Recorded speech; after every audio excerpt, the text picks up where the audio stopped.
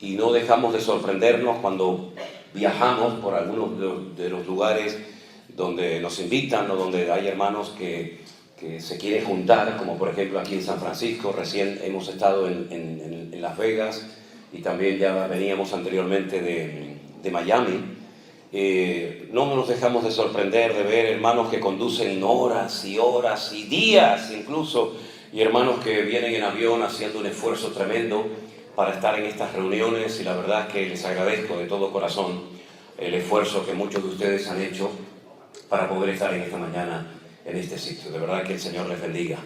También mando saludos, hablé con él esta mañana, nuestro copastor de la iglesia en Tenerife, Anderson, que espero que algún día pueda venir por aquí, por estas tierras, y también lo puedan conocer a él y él pueda también ministrar. Él manda saludos. Anoche tuvieron una vigilia de oración en una de nuestras iglesias allí en Canarias y estuvieron orando por esta reunión en esta mañana. Él manda muchos saludos. Y gracias al Señor por su vida también. Una de las cosas que quisiera decir, no lo he dicho en estos días, pero quiero decirlo en esta mañana. A mí no me importa que la gente reenvíe los devocionales, y cuando tengo tiempo, apenas tengo tiempo últimamente, a veces ni para comer. Ayer, ustedes saben que estaba aquí y no pude comer, era imposible comer. Me venía a la mente ese versículo que decía que Jesús y los discípulos no tenían tiempo ni para comer, ¿verdad? Y ayer no comí aquí porque eran todos saludos y fotos y estas cosas que a ustedes les gusta tanto, ¿no? Entonces, a mí no tanto, pero bueno, no me queda otro remedio, ¿no? Entonces, no me importa eso, que reenvíen mensajes, que reenvíen lo del pastor online, los cultos. Lo que no me gusta, en absoluto, son los oportunistas. Son las personas que con mi nombre, con el nombre de nuestro ministerio, Centro Evangélico Vida Nueva, con mi cara, abran páginas en Facebook o en YouTube o donde sea, y después incluso se dediquen a pedir dinero en mi nombre.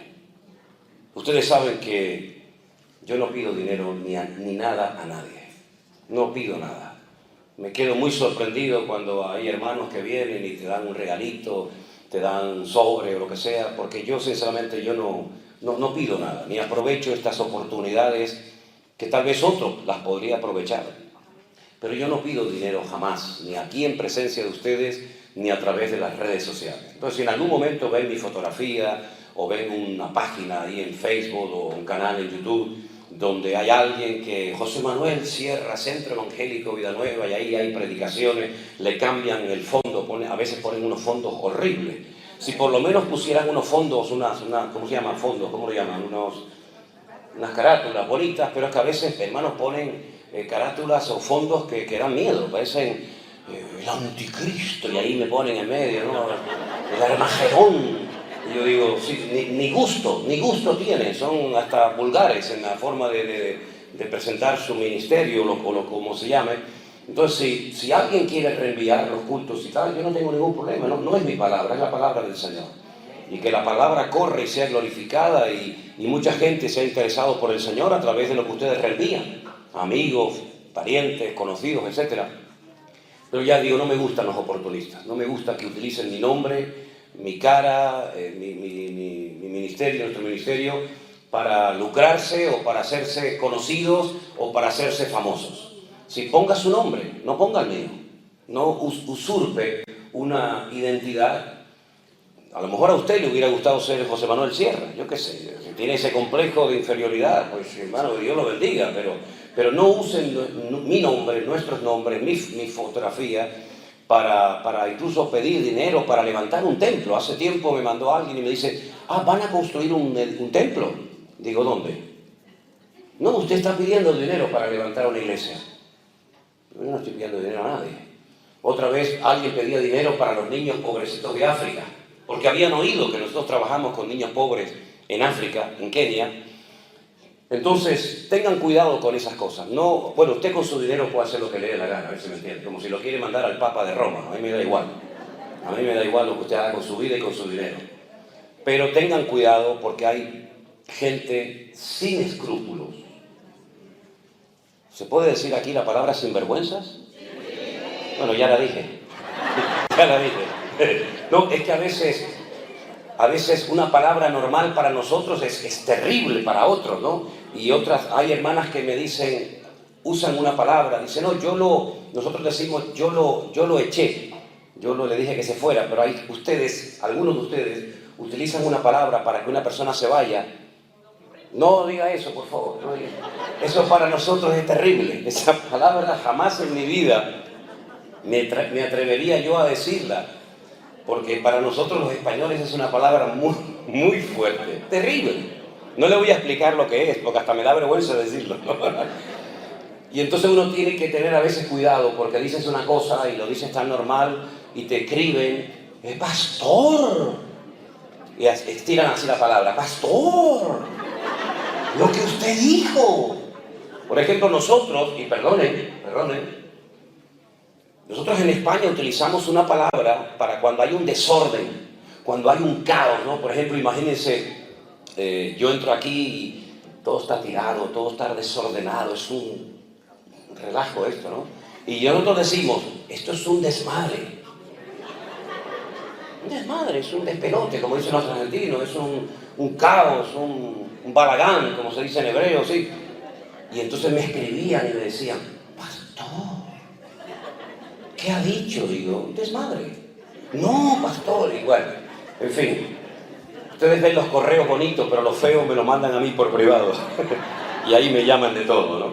Bueno, hermanos queridos, dicho esto, a mí me gusta siempre cuando tenemos un tipo de estos encuentros o actividades, en uno de los mensajes, hablar de los acontecimientos finales, ¿sí? Es un tema que a mí me apasiona, llevo muchos años estudiando las profecías bíblicas y yo creo que en esta mañana, viendo el hambre que hay de parte de ustedes hacia la palabra del Señor, yo creo que sería bueno que reflexionáramos un poquito acerca de los acontecimientos finales. ¿Les parece? Cierren sus ojos un instante, por favor, y vamos a orar y pedir la bendición de Dios para esta palabra que hoy el Señor quiere compartir con todos y con cada uno de nosotros. Padre, te doy muchísimas gracias por este privilegio tan maravilloso que nos estás dando de poder estar aquí esta mañana juntos con tantos hermanos y también con hermanos que ahora mismo nos están siguiendo también por las redes, por Facebook, por Zoom, por los cuales también oramos, Señor, y pedimos que tu palabra caiga en buena tierra, en corazones sedientos y preparados y dispuestos para aprender más y más de ti, Señor.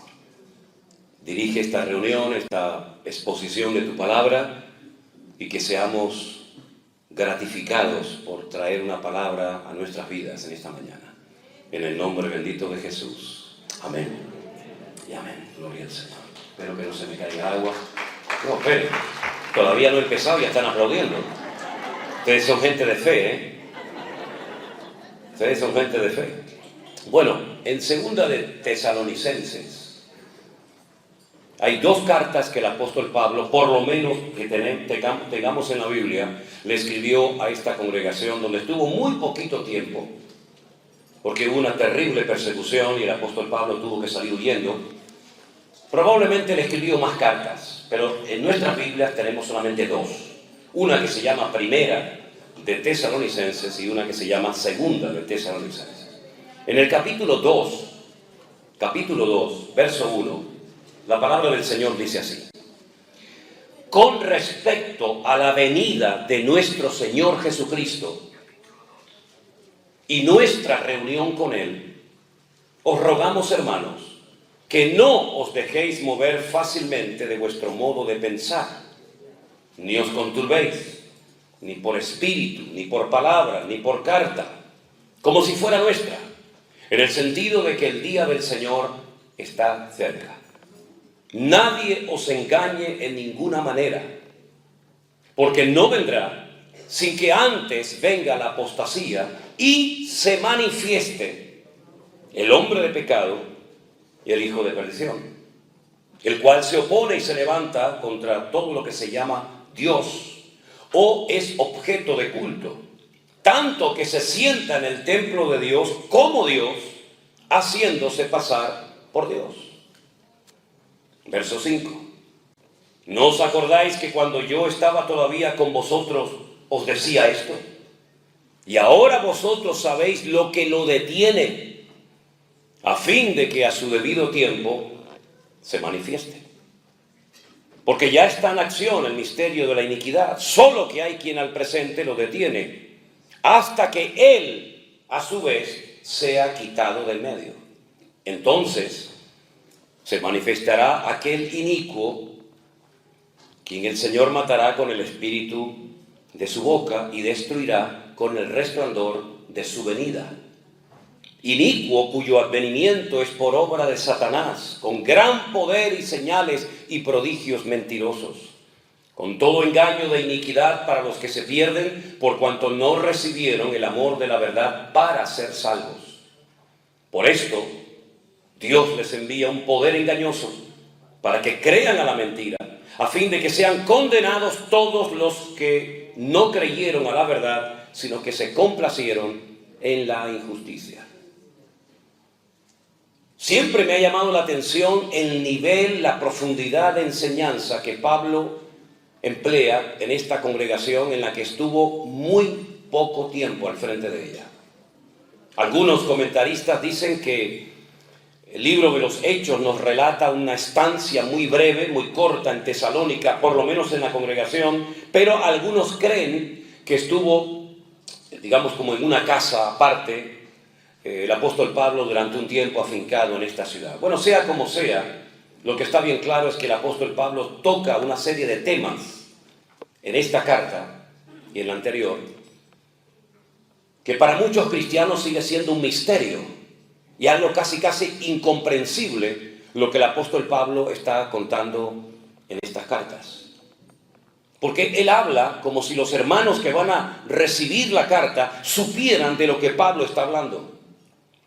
Y es una lástima, por no decir una tragedia, que muchos cristianos, gente que ha estado toda la vida supuestamente en una congregación, congregándose, no tengan ni idea de los acontecimientos finales, de lo que se llama escatología, y cómo poner en orden los acontecimientos finales, y cómo poder saber o discernir en qué tiempo de la historia del programa profético de Dios nos encontramos. He tenido incluso experiencias con algunos pastores que me han dicho en privado: yo no predico y enseño nunca de las profecías de los últimos tiempos, ni del Apocalipsis, ni de Ezequiel, ni de Daniel, porque no tengo ni la más remota idea de dichos temas. Y el libro del Apocalipsis debería ser uno de los libros más leídos por la iglesia del siglo XXI.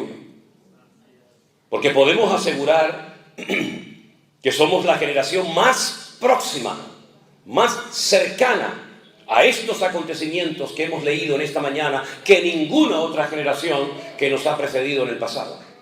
Se lo puedo asegurar.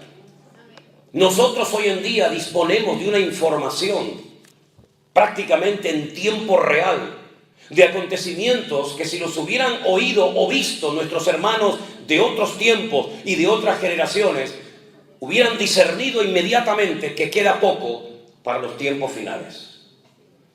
Pero tengo la sensación de que hay muchos creyentes que viven como bajo ese espíritu de ignorancia, de frialdad o de indiferencia que caracterizó a la generación de Noé, que dice que días antes del diluvio no entendieron hasta que vino el diluvio y se los llevó a todos.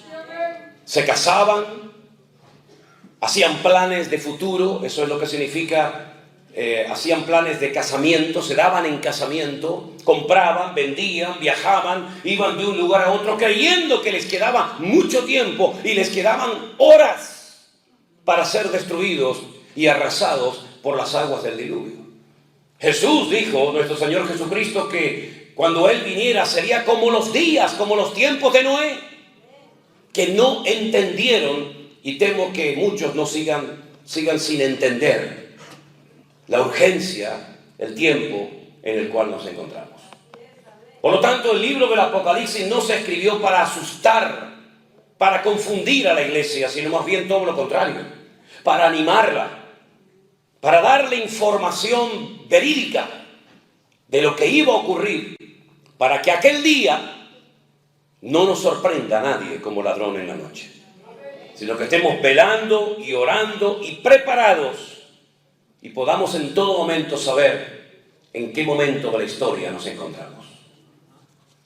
Me preguntaban hace unos días si yo creía en el tema de las dispensaciones. Y le pregunté a la persona que me hacía dicha pregunta, ¿qué entiende usted por dispensaciones? ¿Qué es para usted el tema de las dispensaciones? Y me dijo, bueno, es como si dividiéramos la historia desde Adán y Eva hasta nuestros días en diferentes períodos y analizamos cada bloque de la historia y vemos que Dios, que es el mismo, que no cambia, que es inmutable, que en Él no hay sombra de variación, actúa y se da a conocer de formas diversas a lo largo de la historia. Y le dije, si para usted eso son las dispensaciones, claro que por supuesto creo en eso. Porque si vemos cómo Dios trataba con Adán y Eva antes de la caída, es completamente diferente a cómo Dios trató durante un periodo en el que no había conexión directa con Dios, ni siquiera sacrificios, ni siquiera un texto de la Biblia, pero Dios seguía tratando con el hombre. Y vemos cómo Dios trató con el pueblo de Israel a través de lo que llamamos nosotros la ley o el Pentateuco. Y vemos cómo Dios trató a través de los jueces. Y vemos cómo el Señor se dio a conocer en la monarquía que empezó con el rey Saúl, ¿verdad? Y así vemos cómo Dios ha ido manifestando y ha ido revelando progresivamente su proyecto eterno para la humanidad y las naciones. Y uno tiene que saber en qué tiempo de la historia se encuentra para saber cuáles son y cuáles no son las señales que a nosotros nos corresponderá ver y experimentar. ¿Se acuerdan que el Señor Jesucristo dijo en cierta ocasión, mi generación, la generación en la que Él vivió y lo conocieron a Él, es una generación perversa y maligna, que siempre está pidiendo señales? Pero ustedes no verán ninguna otra señal más que la señal del profeta Jonás. Y Él explica en qué consiste la señal del profeta Jonás. Él dice, como estuvo Jonás en el vientre del gran pez 3 días y 3 noches, así estará el Hijo del Hombre 3 días y 3 noches en el vientre de la tierra, hasta que Él sea levantado, y cuando Él sea levantado atraerá a los hombres hacia Él. Esa fue la señal fundamental que vieron las personas de la generación del Señor Jesús. Pero sin embargo, en la época de Noé, esa señal no la vieron, sino vieron la señal del diluvio.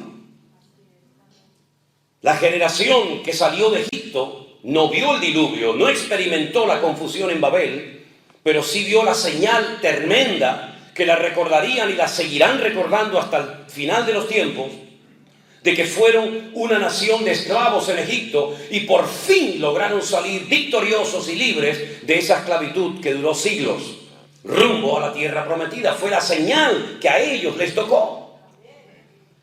Pero nosotros no hemos visto ninguna de esas señales. No hemos visto el diluvio, no hemos visto la destrucción o la dispersión de los que querían construir la Torre de Babel, no hemos visto la resurrección de Jesús ni su muerte, no hemos visto la liberación de la esclavitud de Egipto, ni el transcurrir el peregrinaje por el desierto hasta entrar en la tierra de Canaán. Nosotros no hemos visto nada de eso. Tenemos información por las páginas de la Biblia, pero no las hemos vivido en carne propia. Pero eso no significa de que nuestra generación, nuestros tiempos finales, no verán ciertas y determinadas señales que otros no vieron, pero que nosotros, lo más seguro que también las podamos ver. Entonces, no esperemos lo que no nos corresponde ver ni recibir, pero sí tenemos que estar preparados para lo que sí nos corresponde experimentar, ver y vivir. Cuando el apóstol Pablo le escribe a los hermanos de Tesalónica, él les está hablando en un nivel de madurez y de profundidad que ellos ya conocen y dominan. Porque para ellos no es un misterio, no es la primera vez que oyen hablar de un personaje llamado por Pablo el hombre de pecado. La personificación del pecado es la antítesis, es lo opuesto a lo que fue el Señor Jesucristo, que fue la personificación del orden, la personificación de la santidad, la personificación de la verdad. el hombre de pecado es el opuesto a como fue nuestro Señor Jesucristo. Su característica principal es que es un hombre de pecado. El pecado lo domina, el pecado lo controla, el pecado lo dirige, el pecado es la señal de identidad de este personaje político que se ha de levantar próximamente. El hombre de pecado, nadie lo llama así, solamente Pablo en la Biblia. Pero añade un adjetivo más, dice que es el hijo de perdición. No lleva a la gente a la verdad, lleva a la gente a la perdición, a la condenación eterna, a la mentira. Y así como la verdad te hace libre a través de Cristo, este hombre te lleva a la muerte por la esclavitud que produce la mentira en el corazón y en la vida de las personas que le siguen. Pero añade otro calificativo más, y es el que aparece en el versículo 9, que lo llama inicuo. La palabra inicuo, un sinónimo de inicuo, sería malvado, perverso, injusto.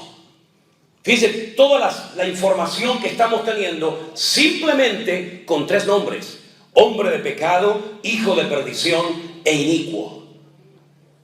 Desde el primer libro de la Biblia hasta el último, los nombres son muy importantes. El nombre define lo que tienes delante. Por ejemplo, si yo digo Coca-Cola, todo el mundo sabe lo que es, cómo sabe, etcétera, etcétera, porque se han ganado un nombre a nivel mundial con una reputación o una fama con ese nombre. Cada uno de nosotros tenemos un nombre que nos diferencia de la persona que tenemos a nuestro lado. Incluso cuando uno va a la Biblia se encuentra que Dios recibe diferentes nombres o calificativos. Por ejemplo, esta mañana aquí se mencionó el nombre Adonai. Adonai es el nombre que se emplea solamente para hablar de Él, del Señor. Adonín sería mi Señor, Adoneino sería nuestro Señor, y así sucesivamente. Pero si le quiero hablar a un Señor nunca lo voy a llamar Adonai, lo voy a llamar Baal. Baal, sí, Baal significa Señor. Por eso dice la Biblia que Sara le llamaba a su marido mi Señor, Baalí. Atá Baalí, tú eres mi marido.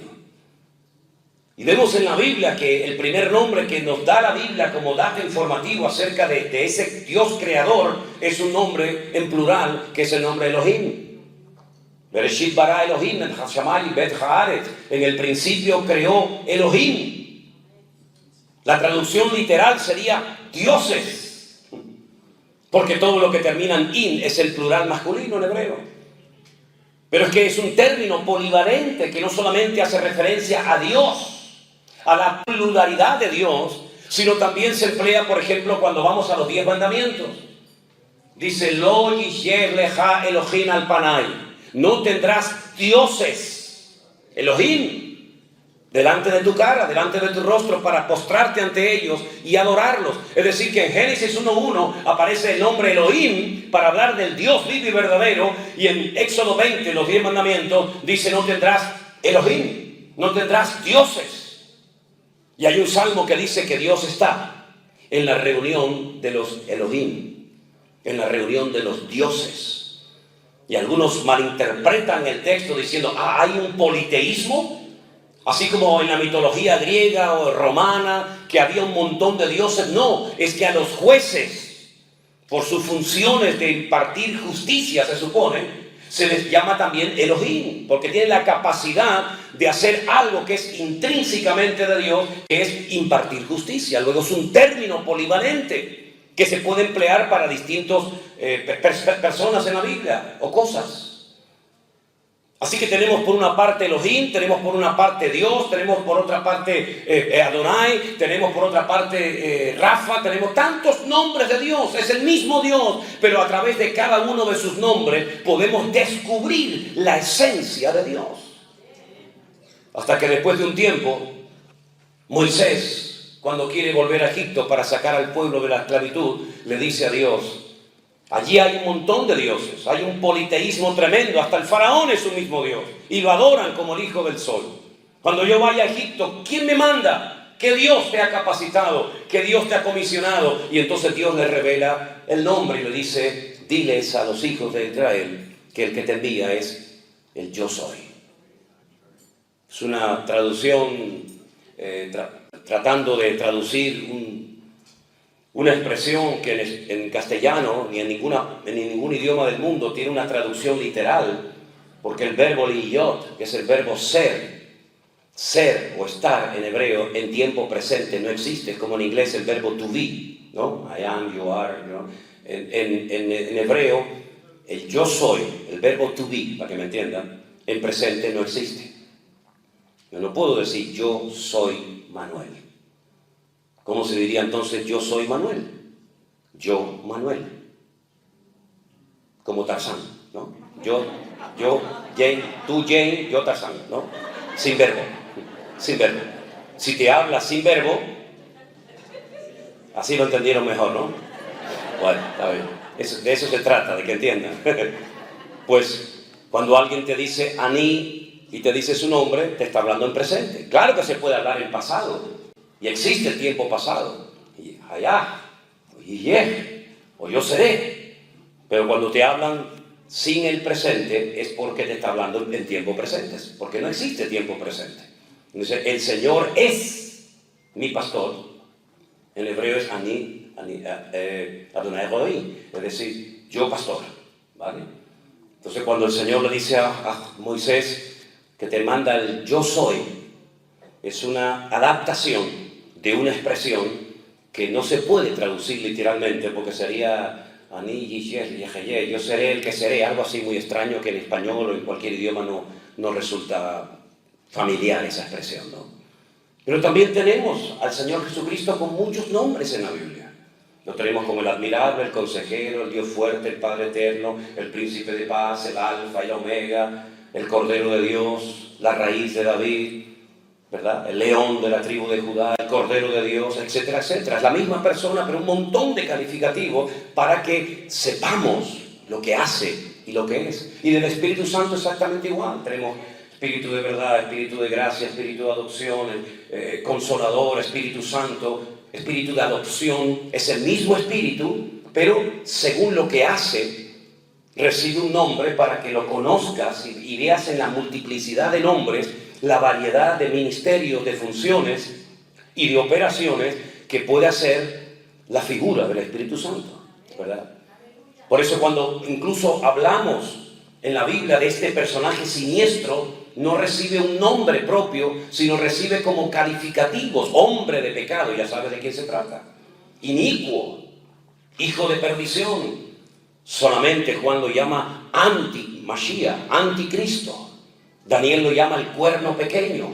Y así hay diferentes nombres, ¿verdad?, que te identifican o te revelan la identidad de este personaje. Ahora, Hollywood se ha encargado de hacer películas que han distorsionado la verdad bíblica, donde hay un demonio, donde hay un Satanás que mantiene relaciones sexuales con una mujer y queda embarazada del anticristo. Y el anticristo como un hijo del diablo. Esas son películas, pero eso no es Biblia. La Biblia nos habla de que el anticristo es un hombre con padre y con madre, de carne y hueso, con su pasaporte, con su ID, con sus antepasados. Es una persona exactamente igual que cualquiera de nosotros. Será un político, un hombre con una influencia terrible. Tendrá apoyo militar, tendrá apoyo económico, tendrá apoyo político, será adorado y venerado por todas las naciones de la tierra. Y aquel famoso mensaje a través del cual muchos de ustedes entraron en contacto con nosotros, titulado El Nuevo Orden Mundial, que yo ni siquiera sabía que había predicado hacía 5 o 6 años atrás, aquel mensaje titulado Nuevo Orden Mundial. Eso es lo que él viene a implantar, un nuevo sistema en el mundo. Un nuevo sistema para las familias, un nuevo sistema económico, un nuevo sistema para comprar y vender y hacer cualquier gestión de tipo económico, un nuevo sistema religioso, un nuevo orden. Es romperlo todo y crear un nuevo mundo que aparentemente va a ser el éxito y aparentemente va a ser lo que la gente espera, porque una de las cosas que va a hacer el anticristo o este personaje es controlar la economía mundial. Por ejemplo, hay países donde ya no se usa dinero, papel, ya no existe dinero. Por ejemplo, en Suecia. Ya no existe el papel del dinero. De esa manera se evita que haya una economía sumergida y que la gente pague en cash, y así no hay un control del gobierno, ¿verdad? Porque no es lo mismo ir a hacer una transferencia bancaria o hacer un cheque que decir, toma, te lo doy en mano, aquí nadie sabe nada, queda entre tú y yo. Tú me das la mercancía y yo te doy el dinero y nada más. Todo eso va a desaparecer. Será imposible engañar, porque habrá un control de cada persona marcándolo como si fueran animales. Revelar esto hace 2000 años en el libro del Apocalipsis era algo impensable. Juan probablemente diría, pero ¿cómo se va a poder controlar a la población mundial? Se va a poder, de hecho ya estamos controlados. Si no, yo no quiero que pongan tantas cámaras en mi ciudad, pero querido, si ya con el teléfono que tienes en la mano te están escuchando todo lo que dices y saben todo lo que ves y cuando lo ves, lo saben perfectamente. Esas grandes cadenas multinacionales de telecomunicación están grabando constantemente lo que decimos y lo que vemos. Incluso lo que ves en televisión, ellos también te están viendo a ti, por si no lo sabías. Nunca me olvidaré cuando entré un día a una tienda de computación y era un amigo mío el que estaba allí y me iba a arreglar un problema, y entonces me metió dentro de una habitación y me dice, tenía la pared llena de cámaras, una mujer lavándose, un hombre trabajando, un cocinero en un hotel, montones de cámaras. Y yo digo, ¿esto qué es? Dice, estas son las cámaras de los teléfonos móviles que yo les he robado su ID y yo puedo verlos y oírlos en cualquier momento del día. Y era una persona normal y corriente. Imagínense a nivel de gobierno, imagínense a nivel de Estado. Por lo tanto, privacidad, ¿qué es eso de privacidad? Ya la perdimos hace muchos años, la privacidad. Así que el anticristo lo que hará será marcar a la gente para que nadie pueda comprar ni vender si no lleva esa marca que lo identifica en su cuerpo. Y hacía que a grandes y pequeños, esclavos y libres, hombres y mujeres, absolutamente todo el mundo estuviera tremendamente controlado. De tal manera que ya no hace falta llevar ningún tipo de documento encima, ni pasaportes, ni carnet de conducir, ni nada. Porque simplemente acercando tu mano a una maquinita, ya puedes pagar, ya puedes comprar, ya puedes vender, ya puedes viajar, ya puedes ir al doctor, ya puedes salir del país, puedes entrar del país, puedes hacer lo que quieras. Y el que no se deje marcar en esta segunda parte de la gran tribulación, se morirá de hambre, porque no hay ninguna posibilidad de poder hacer nada en la vida normal. Y todas estas señales son señales proféticas, que están como los volcanes, dormidas. No caducadas, dormidas, para que cuando llegue el momento todo esto explote así en cuestión de minutos y el mundo sea un mundo completamente diferente al que hemos conocido hasta el día de hoy. Pero hay un orden en todo esto y ese orden es importante que usted lo conozca para que sepa dónde estamos y para que no estemos preocupados, ni confundidos, ni amedrentados, sino que sepamos que hay un orden y en ese orden el libro del Apocalipsis lo relata con juicios y utiliza la palabra sellos, trompetas y copas. 7, 7, 7, total 21. Y este periodo tremendo de la tribulación de los últimos tiempos comienza con desatar el primer sello. Y es entonces cuando este hombre entra en la escena mundial y se le puede reconocer y decir, este es, o este no es. ¿Cómo podrían saber los creyentes que estamos acercándonos a esos tiempos y que ese hombre ya se ha dado a conocer? Porque lo va a hacer de una forma tan normal, tan natural y tan sutil que algunos ni se darán cuenta. Claro, déjenme aclararles algo. A mí me educaron en la escuela bíblica donde estudié y a muchos cristianos que nosotros no vamos a ver nada de esto. Nada, ustedes preocúpense porque el Señor va a hacer así, como una aspiradora, y va a sacar de la tierra a su iglesia y la iglesia no va a ver nada de esto. ¿Me lo puede demostrar con la Biblia? Porque yo puedo decir lo que quiera. Pero si usted no me lo puede demostrar con la Biblia, yo no tengo por qué decir amén a su palabra. Esa idea de que la iglesia no iba a estar en ningún momento de lo que llamamos la tribulación de los últimos tiempos, la inventó un cura. Un cura, no fue un pastor, no fue un reverendo, fue un cura en un monasterio que, estudiando por su cuenta, él dijo: la iglesia católica, la verdadera iglesia para ellos, no estará en ese periodo terrible de la historia. Y él fue el que lo dijo por primera vez. Tendrá ahora mismo, póngale 150, 170 años como mucho. Pero durante 2000 años los cristianos nunca creyeron en eso. Se preparaban para los últimos tiempos.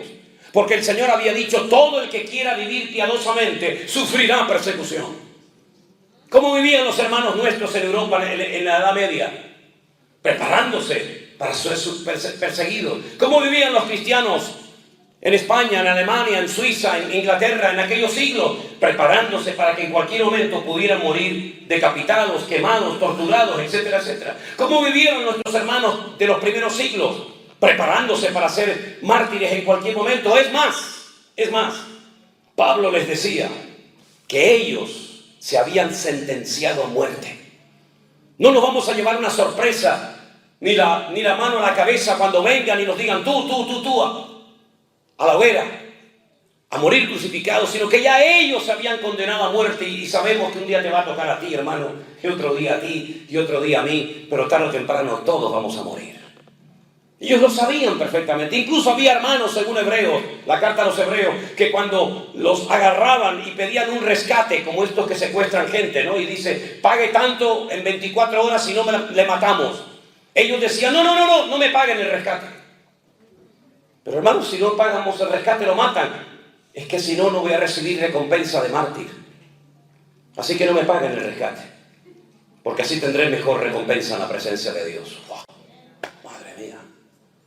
Increíble, todo lo opuesto a lo que nosotros hacemos hoy en día, que oramos para no tener problemas, y si los tenemos, oramos para que se vayan, porque parece que son cosas que el diablo nos manda a nuestras vidas, ¿verdad? Así que la gran tribulación es un periodo donde va a entrar este personaje en acción y se va a levantar del antiguo imperio romano. El antiguo imperio romano abarcaba toda Europa, desde Portugal, Finisterre, que se llama así, lo que ellos consideraban el fin de la tierra en España, todo lo que es Europa, todo el Oriente Medio y todo el norte de África. Por eso en la figura que vio Nabucodonosor, vio una estatua con 2 piernas, porque representa diferentes lugares con 10 cuernos y una cabeza. Y los cuernos en la Biblia siempre son naciones y las cabezas son imperios. Eso es así siempre. Y es interesante notar que de ese antiguo territorio romano se levanta este personaje terrible.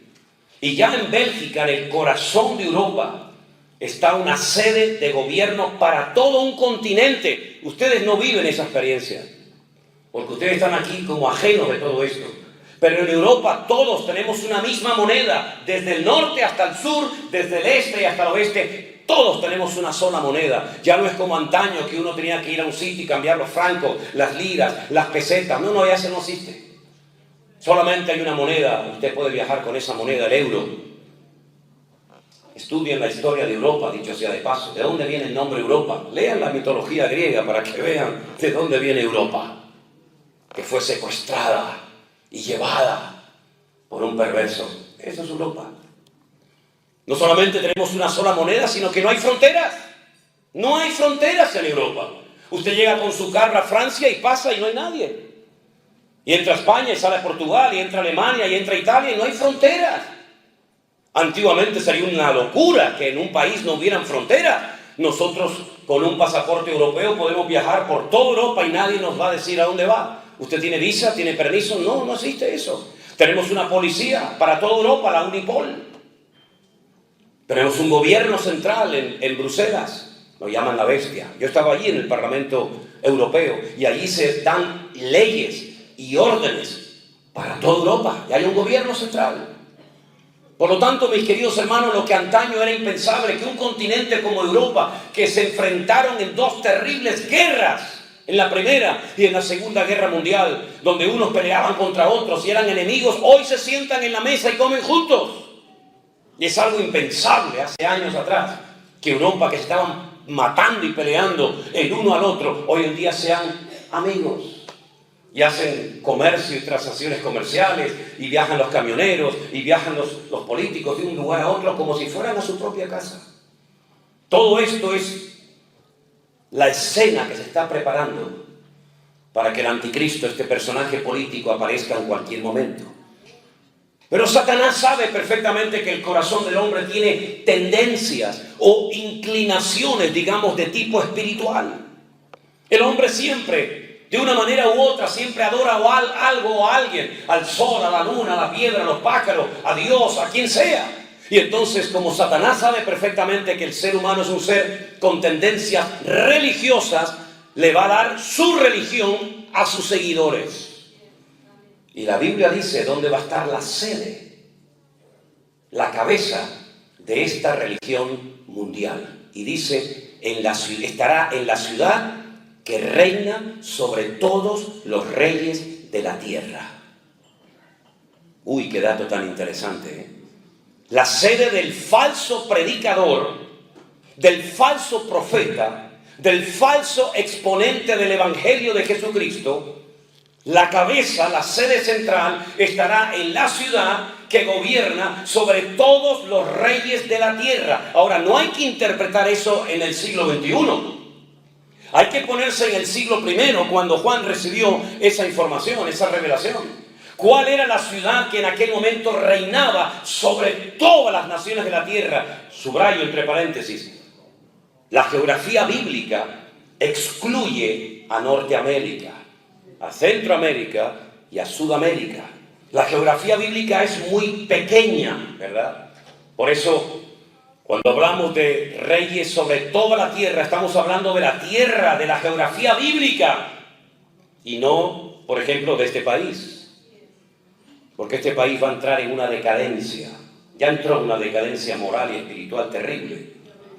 Y esto le ha abierto la puerta al enemigo para terminar destruyendo naciones tan hermosas, tan ricas, como por ejemplo Cuba, Venezuela, Argentina, Ecuador, México, Perú, etcétera, etcétera. Naciones ricas, naciones hermosas, naciones que tienen de todo y que han entrado en una decadencia moral y espiritual terrible. Porque dice la Biblia que cuando el anticristo aparezca, él va a ofrecer algo que no va a haber en ese momento en el mundo, y es paz y seguridad. Si tenemos paz y seguridad, ¿para qué viene usted a ofrecerme algo que ya tengo? Es como si alguien va a tu casa a venderte una aspiradora. Dice, ya tengo una. Vengo a venderle un carro, ya tengo uno. Vengo a venderle una nevera, ya tengo una. Vengo a venderle una televisión, ya tengo todo eso. Pero cuando el anticristo viene a las naciones de la tierra, a los gobiernos, a ofrecerles paz y seguridad, es porque no tienen ni paz ni seguridad. Porque cuando hay seguridad, tenemos paz. Y cuando no hay paz es porque no estamos seguros de nada, ni del dinero, ni de la salud, ni de nada. Entonces el anticristo, ese es el eslogan de su campaña. Vengo a ofrecerles lo que vuestros políticos inútiles han sido capaces de ofrecerles a ustedes durante generaciones y generaciones. Paz y seguridad. Y como la gente lo que quiere es vivir en paz y tener tranquilidad en sus hogares y vivir seguros, muchos de ellos se van a convertir en sus seguidores más fieles y más devotos. ¿Se da cuenta? Pues esa ciudad que gobernaba sobre todos los reinos de la tierra se llamaba Roma. Roma, capital del Imperio Romano. Pero es que dentro de Roma, donde estuvimos no hace mucho tiempo, y un hermano nos llevó a hacer un recorrido espectacular por la ciudad de Roma, dentro de Roma hay un pequeño estado, un pequeño país, con sus monedas, con sus bancos, con sus gobernantes, que se llama el Vaticano. ¿Qué le parece, amigo? Y el hombre con más influencia y capacidad de convocatoria hoy en día en el mundo no es el presidente de los Estados Unidos, no. El hombre que hace así y en un minuto junta a 1 millón de personas o moviliza reyes, gobiernos, naciones enteras, es el Papa de Roma. Que es como el presidente de un país, pero en vez de llamarse presidente lo llaman Papa. Y en vez de llamarse embajadores, los llaman cardenales. Y en vez de llamarse ministros, los llaman obispos, etcétera, etcétera. Pero es exactamente lo mismo.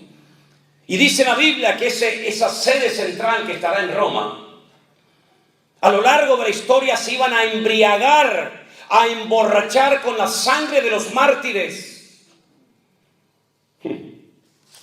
Estudien la iglesia la historia de la Iglesia Católica.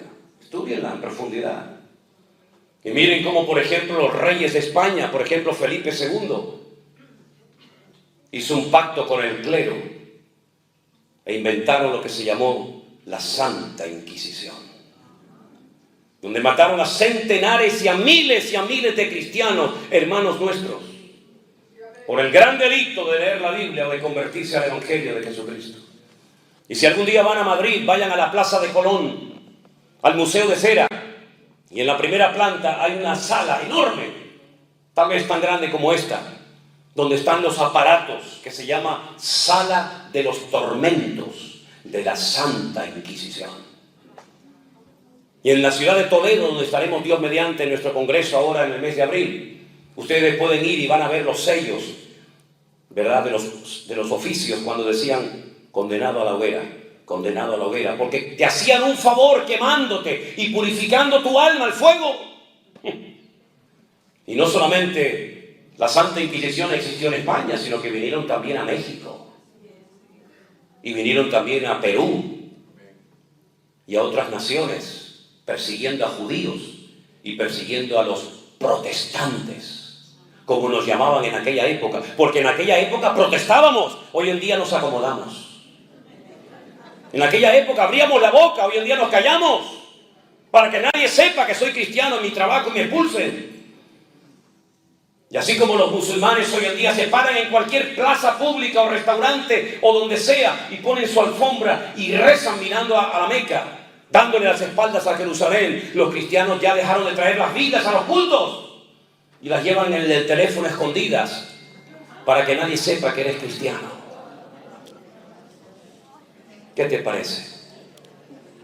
Y esos somos los hijos del Altísimo, los representantes del Señor, que nos da vergüenza ir por la calle con la Santa Biblia y le damos la vuelta en el ascensor para que crean que llevamos un libro, una agenda. La iglesia necesita una sacudida urgente, hermanos. Hay algunos que viven no sé dónde, pero están ajenos a esta realidad de que las cosas van a cambiar, y de hecho están cambiando. Miren lo que le están enseñando a nuestros hijos, a nuestros nietos en las escuelas, en las universidades. Es increíble. Donde ya ni siquiera puedes levantar la voz porque te echan del trabajo, te echan del canal de televisión, te denuncian. Días antes de venir aquí a Estados Unidos, el gobierno español, que son todos una partida de inútiles, óiganlo bien, no si me están grabando ahí en la cámara, sois unos inútiles, hijos del diablo. Instrumentos del diablo sois, todos vosotros. Aprobaron una ley que un niño de 12 años se puede cambiar de sexo y de nombre sin pedirle permiso a sus padres. Algún día tendréis que rendir cuentas por lo que estáis haciendo, destruyendo a la familia de nuestro país. Y uno puede mirar a todas partes y te das cuenta que hoy en día ni siquiera puedes abrir la boca. Porque se dice, no voy a mandar a mi hijo a esa escuela o a esa universidad para que le enseñen esos disparates. Pues la policía te viene y te lleva detenido porque no llevas al niño a la escuela. Es impresionante.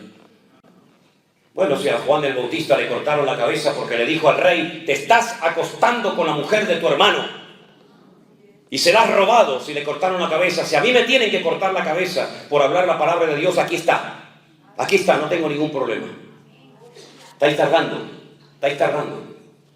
Así que, mis queridos hermanos, la iglesia tiene que despertar a una realidad. El Señor Jesucristo viene pronto. No nos ha dicho la hora, pero sí nos ha dado señales en su palabra para que sepamos discernir los tiempos en los que estamos. Y estamos en tiempos peligrosos y en tiempos difíciles, de guerras y rumores de guerras, de terremotos terribles, como los está viendo. de un cambio en el mundo, porque el mundo está con dolores de parto. El mundo está diciendo auxilio, está gimiendo con dolores de parto. Y los dolores de parto, uno dice, son malos. No, son buenos, porque anuncian que algo viene y es la criatura.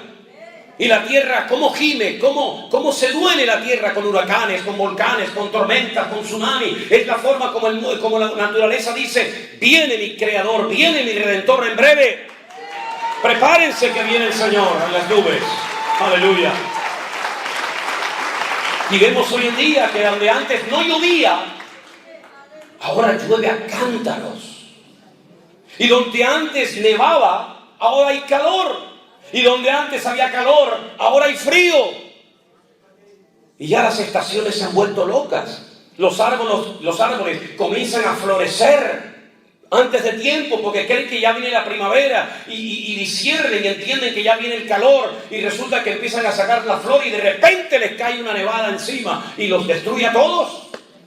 El mundo está patas arriba, se ha vuelto loco. Lo malo es bueno, lo bueno es malo, lo dulce es salado, lo salado, y así el mundo se ha vuelto loco. Y es una evidencia de que el mundo se está rebelando en contra de las injusticias y de la corrupción y en contra de todas las barbaridades que el hombre está haciendo. Pero algunos no se dan cuenta, solamente sueñan en comprarse un gran carro. Pues cómprate el gran carro y no sé cuándo lo vas a disfrutar, porque probablemente ni siquiera lo vas a poder utilizar.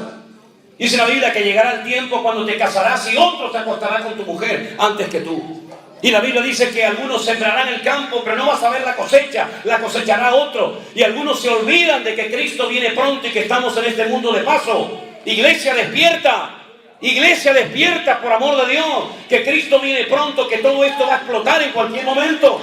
Y la gente no se da cuenta de lo que está pasando. Pero dice la Biblia que este personaje será tan provocador, tan descarado, que va a llegar un día en el que en el templo de Dios, verso 4, se sentará en el templo de Dios, haciéndose pasar por Dios. Y volveremos a la época antigua, donde los Césares de Roma y los faraones querían que fueran adorados como si fueran auténticos dioses en carne humana. Ahora bien, escuchen esto, espero poder explicarlo bien. Cuando Jesús salió en una ocasión del templo, sus discípulos le enseñaron las maravillas del templo. Herodes lo había ampliado, era un templo extraordinario. Y el Señor dijo, ¿veis todo esto? Mírenlo bien, porque no quedará piedra sobre piedra que no sea destruida. En el año 70 después de Cristo, de la era cristiana, Tito, que era el hijo del emperador romano Vespasiano, destruyó y quemó el templo de arriba abajo y no dejó piedra sobre piedra.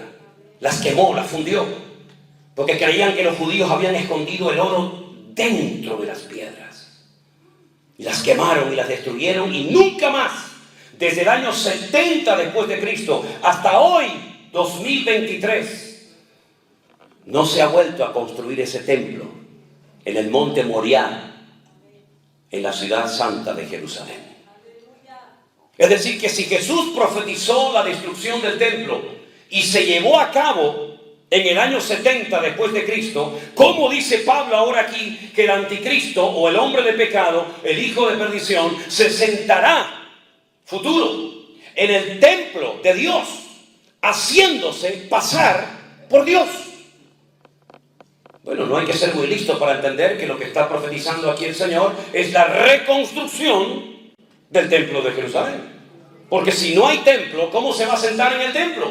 ¿Cómo se va a hacer pasar por Dios en el templo de Dios si no hay templo? Bueno, querido, lo que te está hablando aquí el Señor claramente es que el templo de Jerusalén por tercera vez va a volver a ser reconstruido. Y los que han viajado conmigo a Israel y los que viajen Dios mediante en los próximos viajes saben perfectamente que todo ya está preparado y listo para reconstruir el templo en cualquier momento. Algunos dirán, sí, pero es que, hermano, en el lugar donde antaño estuvo el templo de Jerusalén, hoy en día hay el domo de la roca, esa cúpula dorada de oro, donde abajo está la roca, la piedra, que es más grande que todo esto, que es como un altar donde Abraham subió con su hijo Isaac para ser sacrificado. ¿Cómo se van a ir los árabes de allí? No lo sé. Pero que el templo se va a reconstruir allí, no tengo la más mínima duda. Tal vez un terremoto. Tal vez ellos mismos la destruyan. No lo sé. Pero Dios no miente y la palabra de Dios se cumplirá. Por lo tanto, esta es una de las señales de los últimos tiempos. Aquel cura que dijo que la iglesia no vería nada de esto, sino que sería arrebatada antes de la tribulación, dentro del seno de los cristianos, esa opinión o teoría no se conocía. ¿Cómo entonces se extendió tanto la idea de que los cristianos no iban a estar en lo que llamamos la tribulación o gran tribulación? ¿Cómo se extendió esto? Si no había WhatsApp, no había YouTube, no había Instagram, no había Facebook, no había redes sociales. ¿Cómo se extendió tanto por sectores bautistas, sectores pentecostales, sectores de asambleas de hermanos? ¿Cómo se extendió tanto? Ay, amigo, te voy a decir cómo. Durante siglos, cuando se imprimían Biblias, no se podían poner comentarios en la Biblia. Estaba prohibido, estaba muy mal visto que en la palabra de Dios se pusieran comentarios de predicadores o de personas conocidas o influyentes. No se podían poner fotografías, ni mapas, ni nada. Solamente era la Biblia de Génesis, Apocalipsis. ¿Me explico? Pero hubo un hombre muy conocido, muy respetado en círculos evangélicos o protestantes, llamado el señor, el doctor Scofield. ¿Lo conocen? Las famosas Biblias de Scofield. Pues ya la saben. Él puso por primera vez en la historia, en una Biblia, comentarios de sus estudios, de las exégesis, es decir, de lo que él entendía que significaba ese texto. Y añadió los comentarios de este señor cura que decía que la iglesia católica o la iglesia cristiana no estaría en la gran tribulación. Y la gente creyó que era un comentario de él, y como era un hombre tan respetado y tan querido, dijeron, bueno, pues si nuestro hermano, el pastor Scofield, dice que la iglesia no estará en la gran tribulación, tiene que ser así, porque lo dice Scofield. Por eso cuántas veces yo le digo, no digan amén a todo. Analicen con las escrituras si lo que están oyendo es palabra de Dios o es palabra de hombre o es una opinión personal. Estudien, salgan de la ignorancia por amor de Dios. No digan amén a todo, porque por mucho que quieran al pastor, por mucho que lo amen, por mucho que lo admiren, mírenlo con lupa. No se traguen el camello y el mosquito. Analicen a la luz de la Sagrada Escritura si verdaderamente eso tiene fundamento bíblico o es simplemente una opinión. Porque no significa que porque yo estoy aquí esta mañana puedo decir barbaridades y ustedes tienen que decir amén, pastor, lo queremos mucho, amén. ¿Qué me quieren mucho, libainas? Olvídense de eso, hombre. No sean ingenuos, no sean tontos. Analícenme, miren con lupa si yo lo que predico es palabra de Dios, y si es palabra de Dios, diremos amén, nos guste o no. Pero si no es palabra de Dios, ni Manolo ni Perico de los Palotes, no voy a decir amén. Uy, pero es que, momento, no me aplaudan. No digan, bueno, es que es el ungido de Jehová. ¿Y usted qué es, hermano? ¿Usted no es ungido del Señor? ¿O esto es como jefes indios, vaqueros y buenos y malos? Todos somos iguales delante de la presencia del Señor. No miren, no veneren a los hombres. Pablo era un tremendo hombre de Dios y cuando terminaba de predicar decían, gracias hermano, Dios le bendiga. Vamos a escudriñar en las escrituras si lo que este hombre nos acaba de enseñar es bíblico o no es bíblico. Y dice que eran más nobles. Pero sin embargo, yo he escuchado a predicadores que dicen, hermano, no sean tan críticos como los hermanos de Berea, que todos lo miraban y todos lo cuestionaban. No, para que te digan a ti así, sí, a todo, y vivas como un rey a costa de tus ovejas. No, mis hermanos, ya terminó ese tiempo de ignorancia y de oscuridad y de tinieblas. Ahora tenemos las Sagradas Escrituras en nuestros propios idiomas para analizar si verdaderamente eso es bíblico o no es bíblico. Y me dicen algunos, sí, pero hermano, usted no conoce ese versículo. Digo, ¿de cuál versículo me va a hablar que no conozco? ¿De qué me está hablando? No conoceré de otras cosas, pero de Biblia a mí no me va a pillar en nada. Es que la Biblia dice que Dios no nos ha puesto para ira, sino para alcanzar salvación. Y yo le digo a esta persona, por si acaso hay alguien aquí así, Dios no nos ha puesto para ira, ¿no? Vamos al Apocalipsis y busquemos la palabra ira. Busquemos la palabra ira. ¿A qué ira se refiere? Y me dice, ¿que a qué ira se refiere el texto? La ira del dragón, mencionada en el Apocalipsis, la ira del cordero, mencionada en el Apocalipsis, o la ira de las naciones. ¿A cuál de las tres iras se refiere el Señor cuando dice, yo no os he puesto para ira, sino para que alcanzáis salvación? ¿A qué ira se refiere? Dios no está airado, Dios no está enojado contigo, porque tú eres real sacerdocio, tú eres nación santa, tú eres pueblo adquirido por Dios, lavado y comprado por la sangre de Jesucristo, para que anuncie las virtudes de aquel que te llamó de las tinieblas a su luz admirable. La ira de Dios no nos va a afectar.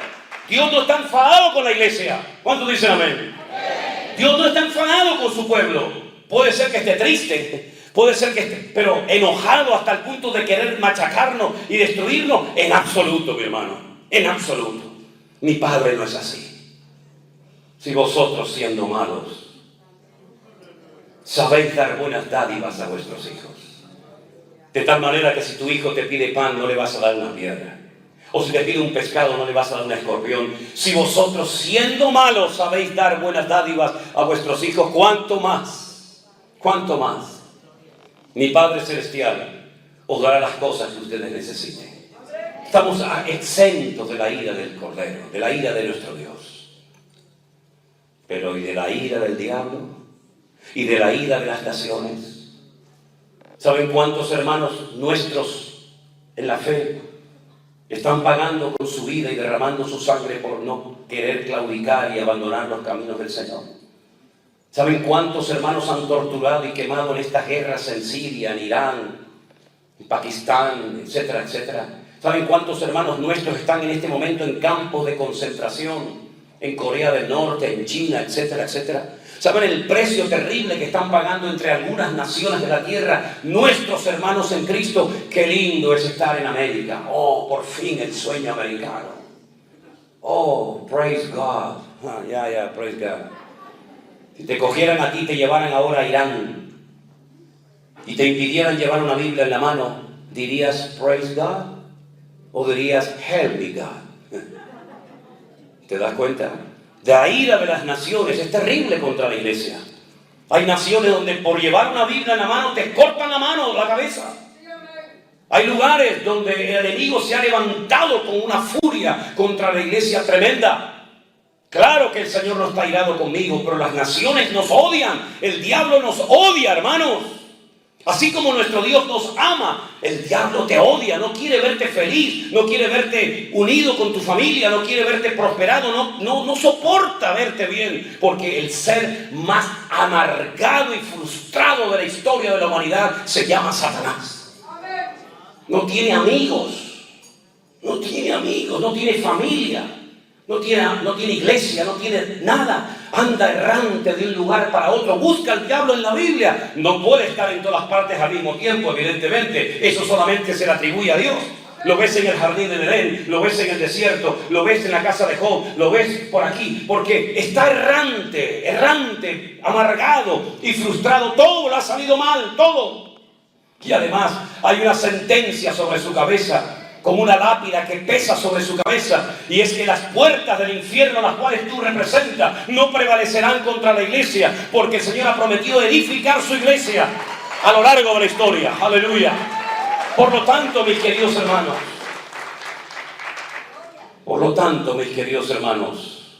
¿quién dijo que nosotros no íbamos a padecer persecuciones y luchas y pruebas y dificultades? ¿Quién dijo eso? Es más, os voy a leer unos versículos. ¿Tenéis tiempo?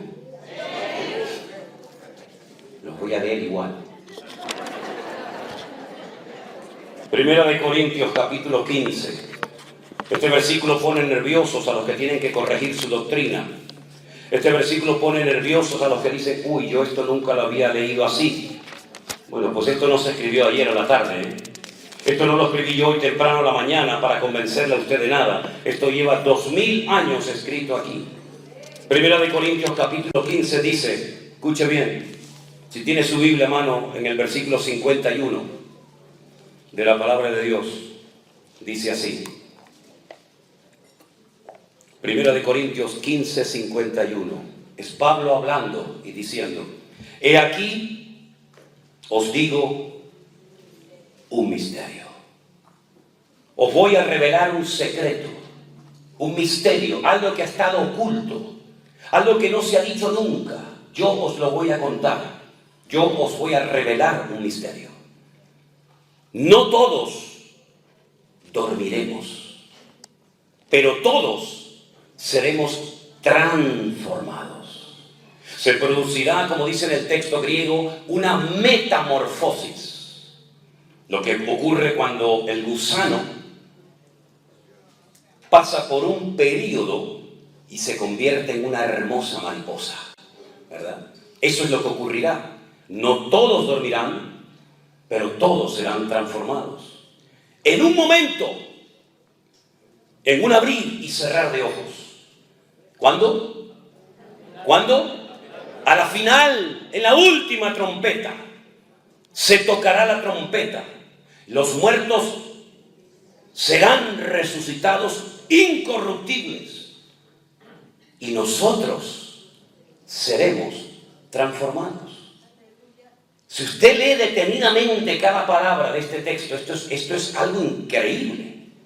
No todos vamos a morir, pero todos vamos a tener un nuevo cuerpo, vamos a ser transformados. En un momento, en décimas, milésimas de segundo. ¿Pero cuándo? A la final trompeta. Y entonces los que estaban muertos resucitarán. Y luego nosotros, porque él pensaba que iba a estar allí en ese momento vivo, luego nosotros seremos arrebatados, seremos llevados a su presencia por la eternidad. En la Biblia solamente se habla de dos futuras resurrecciones de muertos. Una para vida y una para muerte.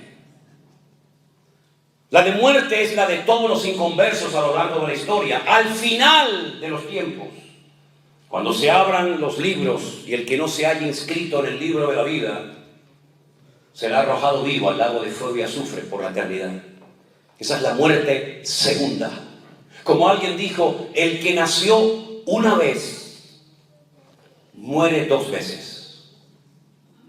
El que nació dos veces muere solamente una vez.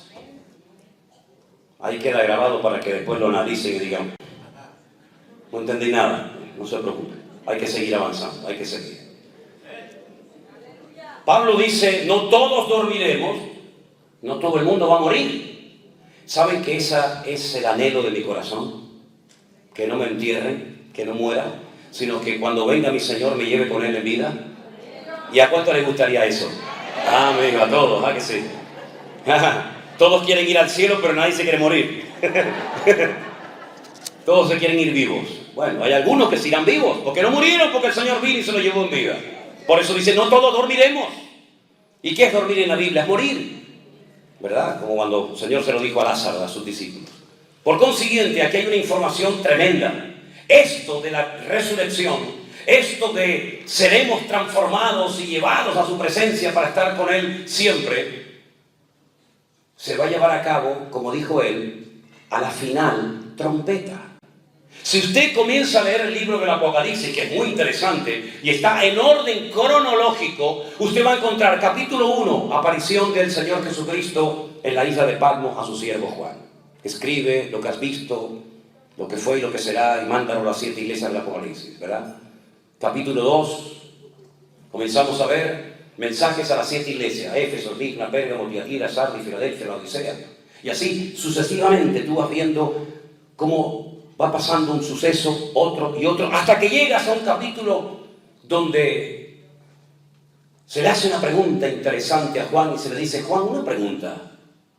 Estos que no se pueden contar con ropas blancas, de todas las naciones, de todas las tribus, pueblos y lenguas, incontables en número. ¿Quiénes son?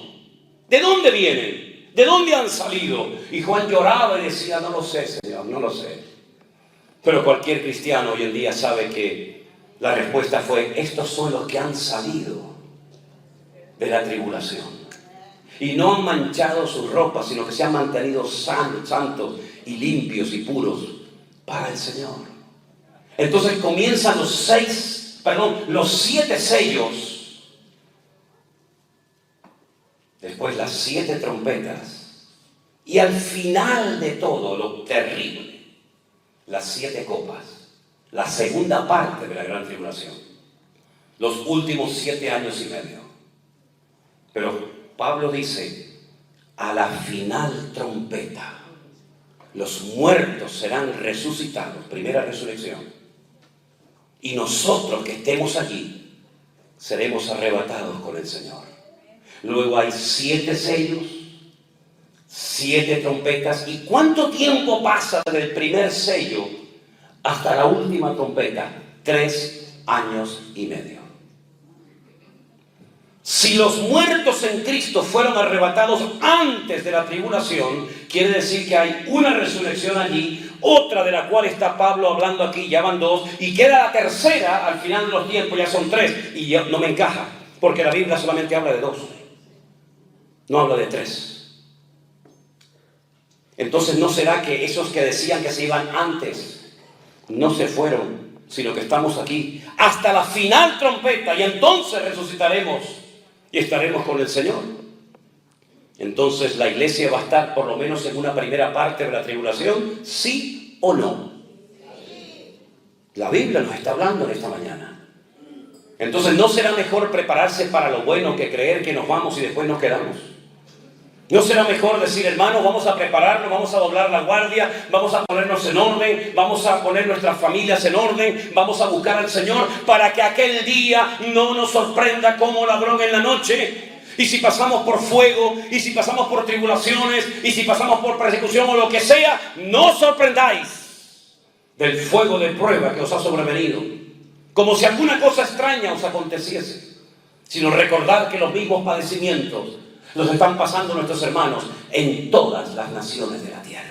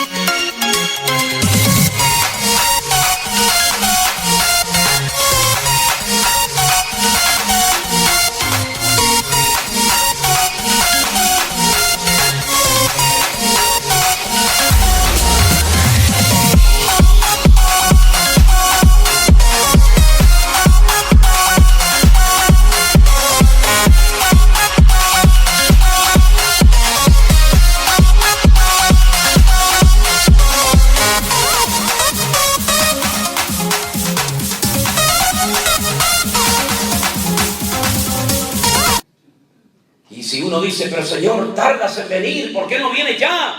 Anoche escuché a un cantante famoso. No me llevé ninguna sorpresa porque ya me lo olía. Donde decía este cantante famoso, Dios nos ha abandonado.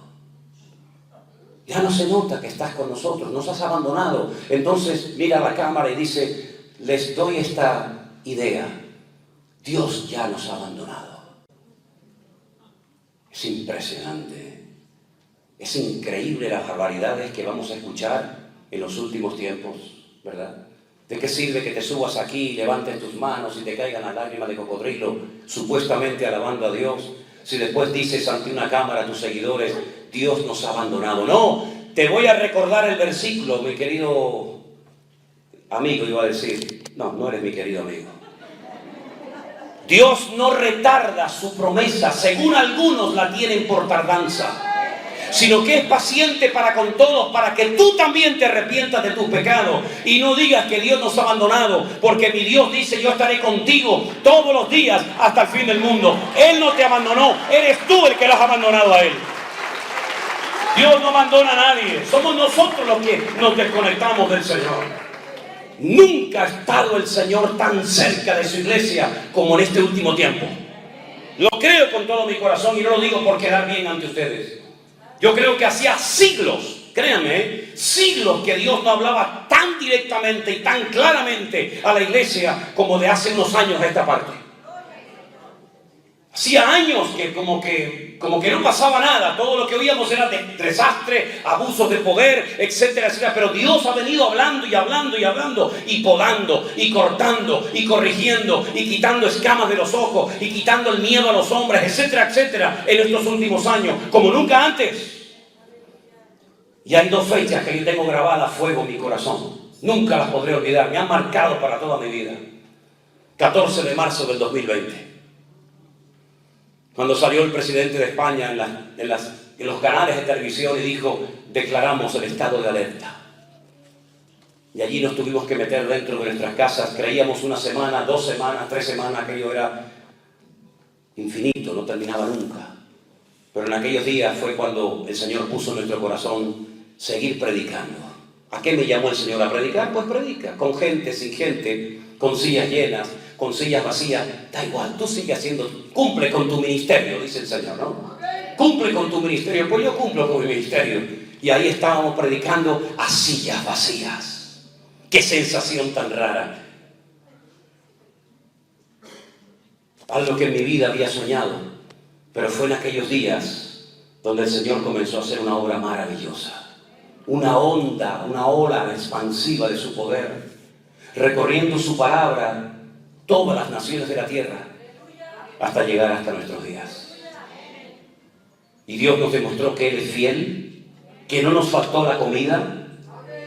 Dios nos demostró que Él iba a estar con nosotros. Y aunque tuvimos que estar encerrados, como decía el Señor en su palabra: pueblo mío, entra en tu aposento, cierra la puerta un poquito, hasta que yo pase con mi indignación por las naciones de la tierra y la tierra se llene de sangre y de muertos. Nosotros allí encerrados comenzamos a orar y a leer la palabra y a difundir su palabra. Y vimos el respaldo del Señor. Porque el que es fiel en lo poco, Dios le da mayores cosas. Pero el que no es fiel y se goza en lo poco, difícilmente el Señor te dará más. Así que, mis queridos hermanos, esa fue la primera fecha, la bendita pandemia, como algunos la llaman. Y la segunda fecha, sin lugar a dudas, diciembre de 2022. Cuando tuvimos que llevar a nuestra hija al hospital y pensaban que tenía muchísimos tumores y hasta pusieron la palabra metástasis en el informe médico. Pero al final el Señor se glorificó y se dieron cuenta de que eran lesiones, no tumores, en el cerebro.